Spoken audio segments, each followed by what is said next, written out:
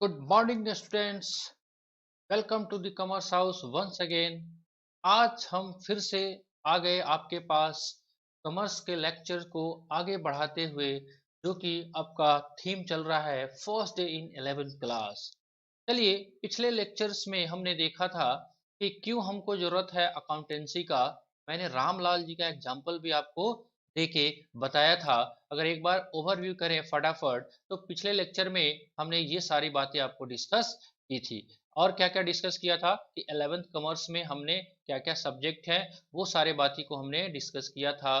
फिर आपको मैंने क्वेश्चन और आंसर को कैसे प्रोसेस करते हैं उसके बारे में बताया था। चलिए, आज का जो वीडियो लेके आए हैं वो है कुछ रूल्स एंड रेगुलेशंस के बारे में। सबसे पहले आपको मैं एक पिक्चर शो करना चाहता हूँ। सपोज अगर आप बाइक राइड करते हैं, तो बाइक राइड करने के लिए क्या कुछ रूल्स बने हुए हैं गवर्नमेंट की तरफ से? यस। जैसे आपसे कोई सवाल पूछता है कि सर आपको बाइक को ड्राइव करना है, तो आप सड़क पर जब जाओगे तो किस साइड में चलाओगे? लेफ्ट साइड में। क्या आप राइट साइड में चलाते हो? नहीं। ऐसा क्यों? क्योंकि ऐसा कुछ रूल्स बना हुआ है। किसका? सरकार का, गवर्नमेंट का रूल है कि क्या कहता है, आप सड़क के बाईं ओर चलेंगे। ठीक है। चलिए, उसके अलावा और भी रूल है कि आप जब बाइक को चलाओगे तो प्रॉपर हेलमेट को बियर करोगे। एक रूल और आ गया कि हेलमेट भी आप बियर करोगे, है ना, पहनोगे। उसके बाद एक और भी रूल है कि आप शूज को भी लगा के चलोगे। अब ये बातें मैं यहाँ पे क्यों डिस्कस कर रहा हूँ?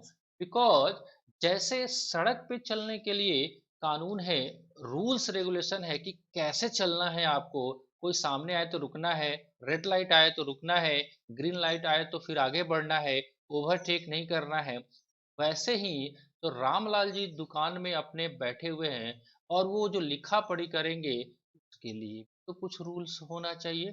कैसे लिखेंगे, वो रूल्स के बारे में हम आज बात करने वाले हैं। चलिए, ये रूल जो है कुछ इस तरह का आएगा। अभी मैं आपसे ये रिक्वेस्ट करूंगा कि एज इट इज बस आप इसको पढ़िए, और टिपिकली बोलूँ तो आप एज इट इज पहले क्रेम कर लीजिए, याद कर लीजिए। और यकीन मानिए, मैं इस पे 2 से 3 लेक्चर और लगाऊंगा, और इसको बाद में आपको याद करने की जरूरत नहीं पड़ेगी। लोग कहेंगे कि ये देखो, आपका उंगली कटा तो क्या निकल रहा है? ब्लड निकल रहा है। ऐसा नहीं कहेंगे। ये कहेंगे कि ये देखो, जल्दी से इसका पट्टी करो, अदरवाइज अकाउंट्स के गोल्डन रूल निकल रहे हैं। As a student of commerce, इतना काबिल आपको होना पड़ेगा कि आपके उंगली से ब्लड की जगह अकाउंटिंग रूल्स निकले। ये मेरा कोशिश रहेगा। आइए, इसी के साथ हम शुरुआत करते हैं। पहले आपको बस थ्योरेटिकल रीड कराने का कोशिश करते हैं। ये बहुत टिपिकल है, चाहे आप 11th में रहेंगे, 12th में रहेंगे, या आप चार्टर्ड अकाउंटेंट तक बन जाओगे, ये रूल्स आपका एज इट इज चलेगा, और आपकी ये नस नस में, कण कण में बसेगा। देखिए, इस जैसे रूल्स को हमने हमने नाम नहीं दिया है। जो लोग ने इसको इन्वेंशन किया है वो लोग कहते हैं ये गोल्डन रूल है। अब गोल्डन का हिंदी होता है सोना। अब सोने का ये नियम है, ये सोने वाला स्लीपिंग वाला सोना नहीं बोल रहा है जी। ये सोना जो है, अब ये देख लीजिए, ये सोने का नियम है, तो सोना तो खरा होता है, उसको तो अपने पास संभाल के रख। चलिए, टॉपिक है आपका गोल्डन रूल्स ऑफ अकाउंटिंग। और कहता है, इसने कैटेगराइज किया हुआ है अकाउंट्स को 3 पार्ट में। पहला है आपका पर्सनल अकाउंट, दूसरा है आपका रियल अकाउंट, एंड तीसरा है आपका नॉमिनल अकाउंट। इसकी हिंदी बात करें तो पर्सनल अकाउंट्स का जो हिंदी निकल के आता है, वो हम बात कर सकते हैं व्यक्तिगत खाता। व्यक्तिगत खाता, ठीक है। रियल अकाउंट्स का हिंदी निकल के आएगा आपका वास्तविक खाता। नाम से ही पता चल रहा है आपको, वास्तविक खाता। और नॉमिनल अकाउंट्स का हिंदी जो निकल के आएगा वो आएगा नाम मात्र खाता। अब क्या है, धीरे धीरे आपको आइडिया लग जाएगा ये। फिलहाल हम ये बात करते हैं कि इन तीनों के बारे में हमारे पास कुछ रूल्स बने हुए हैं। ठीक है। कहता है the golden rules of accounting every transaction, transactions कौन सा बात कर रहा है, आप सेल करते हैं, परचेज करते हैं, उसी को हम लोग बोलते हैं ट्रांजेक्शन। आप जो भी व्यापार में सेल्स परचेज रूम का रेंट पे करोगे वो सारा ट्रांजेक्शन कहा जाता है। Has a debit aspect and credit aspect, इसको भी धीरे धीरे हम लोग डिस्कस करेंगे। अभी फिलहाल एक तो डेबिट होता है, दूसरा होगा आपके पास क्रेडिट। ये मान के चलिए तो दो वर्ड निकल के आया हमारे पास, ठीक है, एक है डेबिट और दूसरा है क्रेडिट। ठीक है, बात हम करेंगे, सब बातें आपको समझाएंगे धीरे धीरे। कहता है aspect according to the golden rule of accounting, personal accounts का रूल कहता है डेबिट द रिसीवर, है ना, जो रिसीव करे उसको आप डेबिट करो और क्रेडिट द गिवर, जो आपको दे तो आप क्रेडिट करो। अगर हिंदी बात करें तो डेबिट द रिसीवर का हिंदी होगा पाने वाले को नाम, पाने वाले को डेबिट ही लिखते हैं, पाने वाले को डेबिट और देने वाले को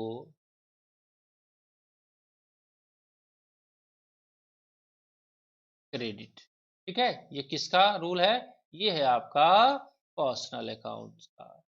ठीक है, रियल अकाउंट्स में कहता है debit what comes, debit what comes in, है ना, तो आए उसे आता है, में ही लिखते हैं आता है उसे क्या करें हम डेबिट, और क्रेडिट व्हाट हो जाओ, जाता है उसे क्रेडिट, जाता है उसे आप करोगे क्रेडिट।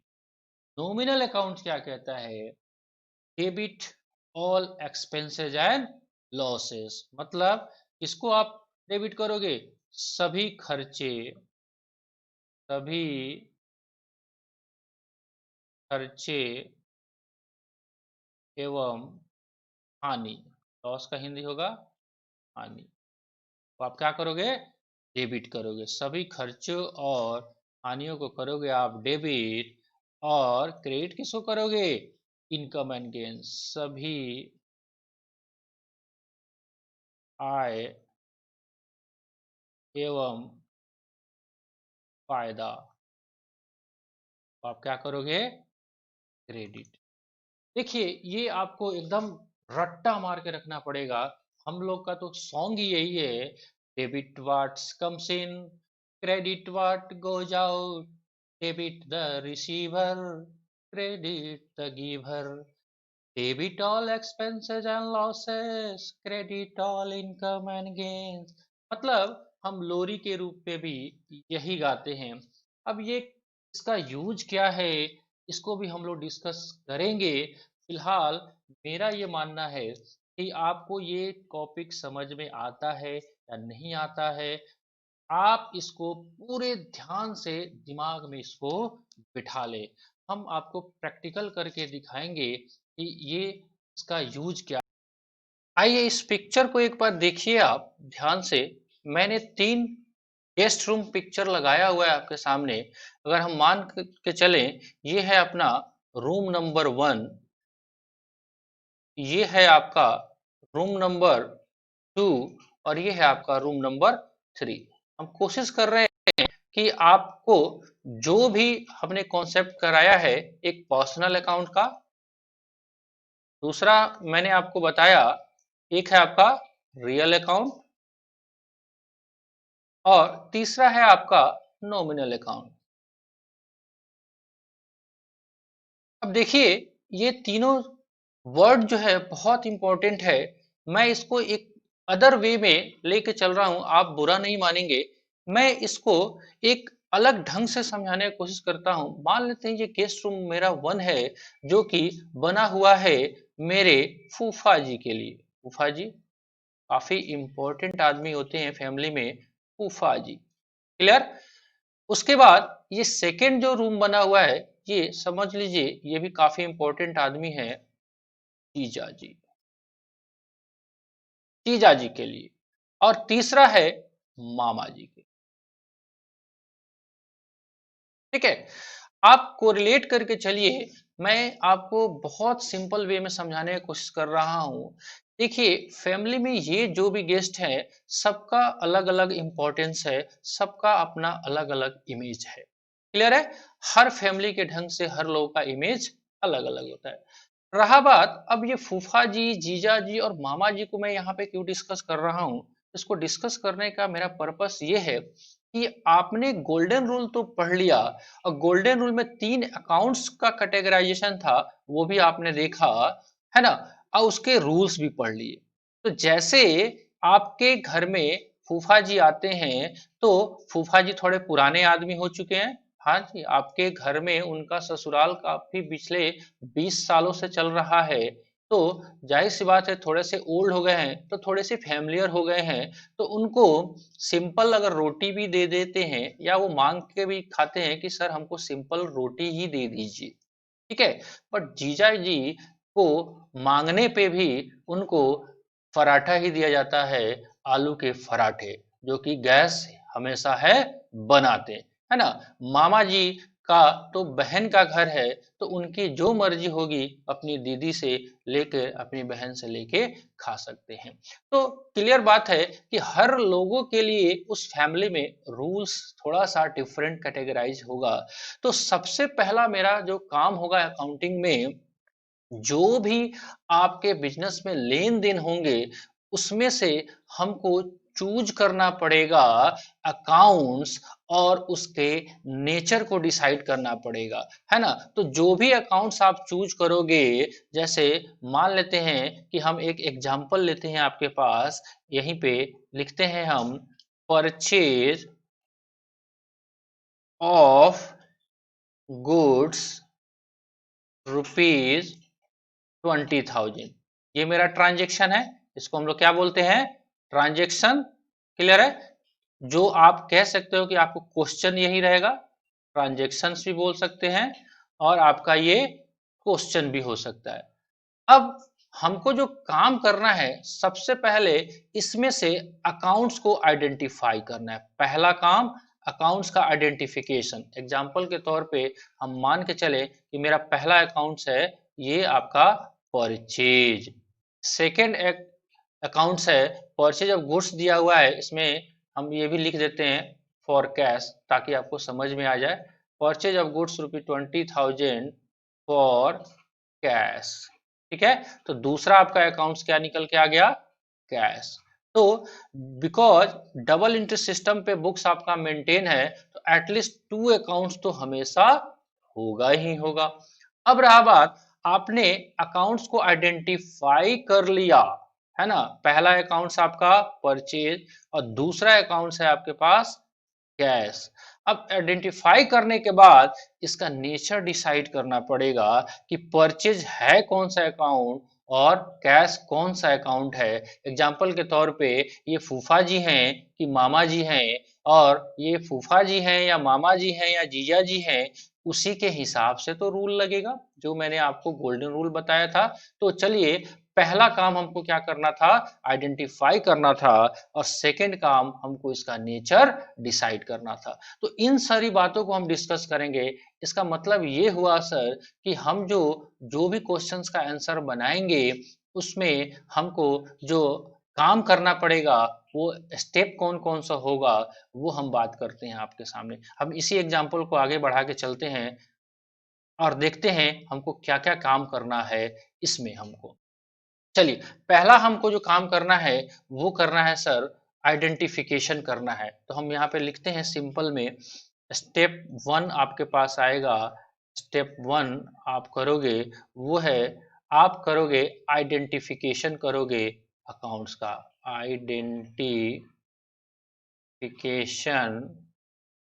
ऑफ अकाउंट, आइडेंटिफिकेशन करोगे अकाउंट्स का, यानी कि पहला काम होगा, आप खातों की करेंगे, खातों की पहचान, ठीक है। चलिए, इसी एग्जांपल में हम बात करते हैं कि खाता अपने पास कौन सा है। तो हमने ये आइडेंटिफाई किया, पहला हमारे पास खाता था जिसका नाम है परचेज।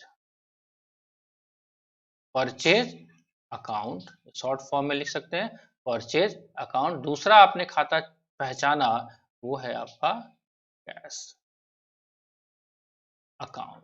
ठीक है, तो पहला स्टेप अपना पूरा हुआ। सेकेंड स्टेप हम लोग करेंगे, step number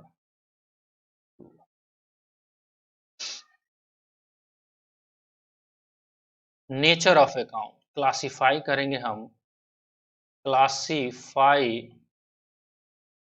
the nature of account, मतलब खातों का की प्रकृति आप निकालेंगे। प्रकृति अगर समझने के पॉइंट ऑफ व्यू से देखेंगे, आदमी तो पहचान लिया आपने, परचेज अकाउंट और कैश अकाउंट, मतलब पर्सन आपने डिसाइड कर लिया ये एक आदमी है। अब वो फूफा जी हैं कि मामा जी हैं उसका डिसीजन लेना है। ठीक है, तो हम स्टेप वन को हम पहले एज इट इज लिखते हैं। हमारा जो स्टेप वन था वो क्या क्या था जी, मेरे पास एक तो था परचेज अकाउंट, दूसरा था कैश अकाउंट। ठीक है जी, चलिए परचेज अकाउंट और कैश अकाउंट, अब इसको करना है क्या हमको, इसका नेचर डिसाइड करना है। तो मैं आपको बताना की कोशिश करता हूं, आपको अभी आइडिया नहीं है।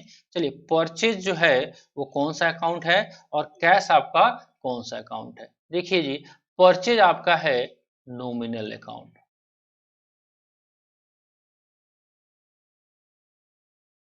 ठीक है।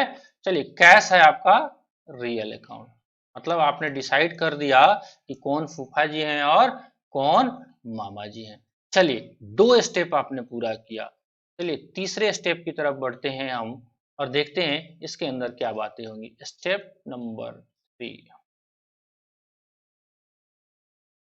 चलिए अब आपने नेचर लगा दिया, अब करिए आपको अप्लीकेशन करना है, अप्लाई करना है, apply the golden rule, golden rule है ना, मतलब सोने का नियम, गोल्डन रूल को अप्लाई करो इस पे।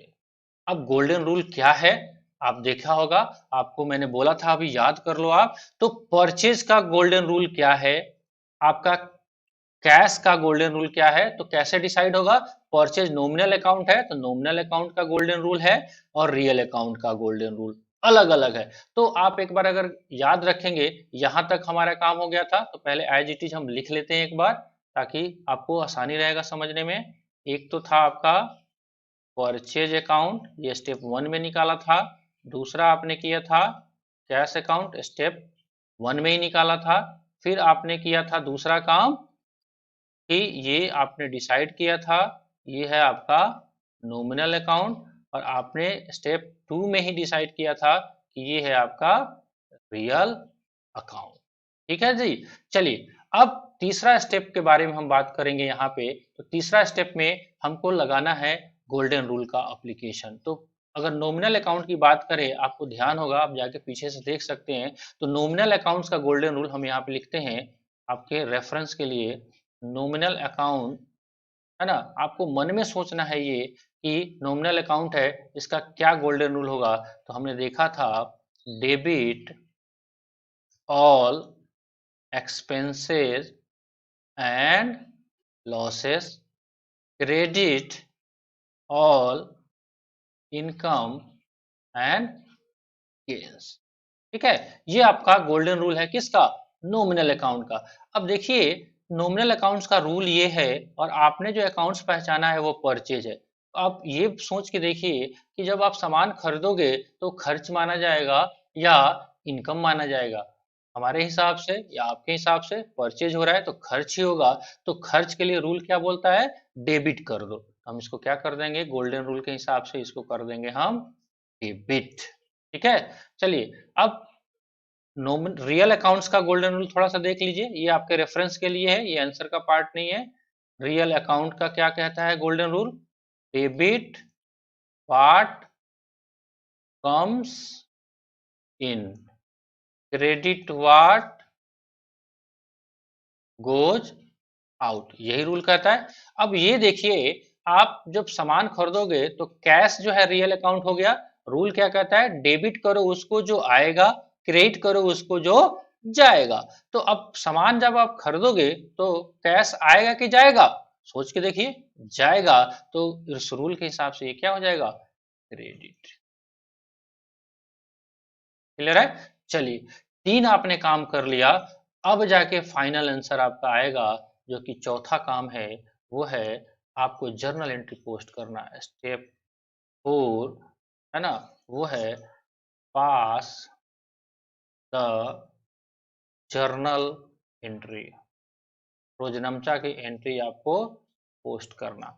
पास द जर्नल एंट्री क्या करेंगे, अब आपके सामने सारा कुछ निकल के आ गया है। इसको लिखने का थोड़ा सा तरीका होता है। आपको कैसे लिखना है, ऐसे लिखेंगे आप, परचेज अकाउंट, थोड़ा सा डैश डैश देके, जो डेबिट होता है उसको DR लिखते हैं, और अमाउंट्स लिखते हैं। मान लेते हैं अपने केस में था 20,000, और क्रेडिट वाले को थोड़ा सा स्पेस देके आप ऐसे लिखते हैं, टू कैश अकाउंट।